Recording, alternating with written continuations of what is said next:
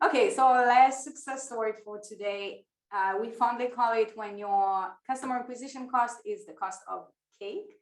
And it's about using content curation and email marketing to be top of mind and catch your buyer when they're finally ready to buy. And this is it. This is essentially it. It's a simple text-based email campaign, which is a collection of interesting curated content links. So the content can be your own content.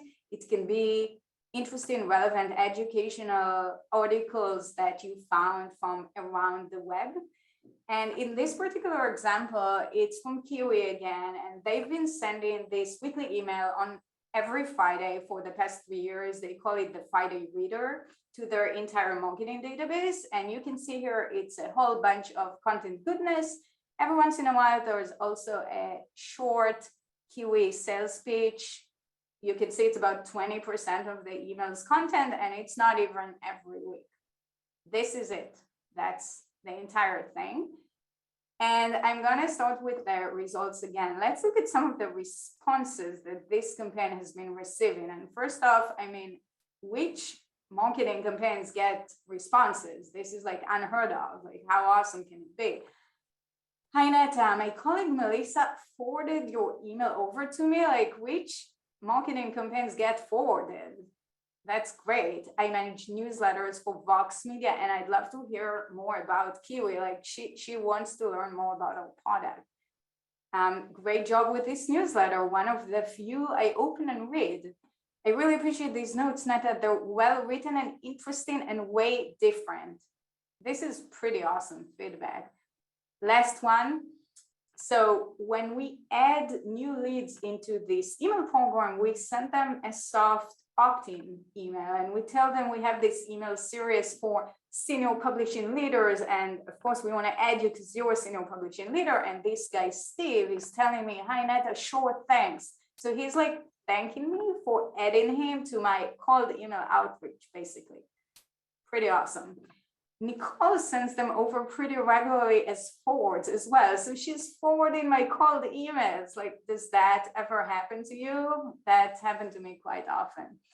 All right, so pretty great anecdotal feedback in terms of quantitative results.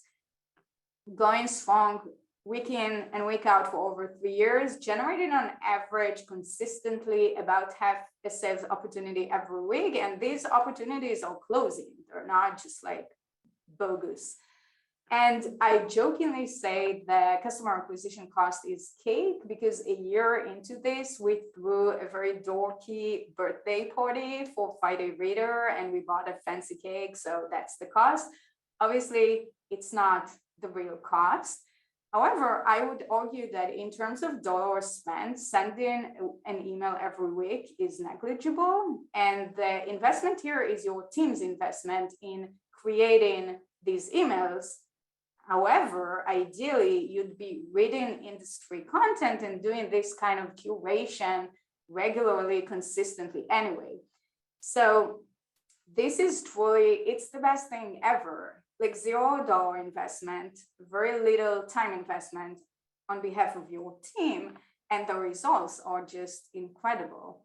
And again, just so you don't think this is like a one-time Kiwi special thing, completely different company. So Astrolabe is a healthcare medical diagnostic startup. Back then, there were two people, Elad, who's the co-founder and very technical CEO, and Heather, the operations person. They send the IM bi-weekly, so every 2 weeks, but it's the same thing. Elad reads and curates a bunch of interesting educational content from around the web. Heather sets it up in MailChimp. They send it to their marketing database. And here's a response Elad got. Hi, Elad, I'm on your mailing list. The reason I'm reaching out is to tell you how impressed I am with your marketing efforts. Your emails are beyond excellent. And I think most marketing organizations could do well to follow your blueprint.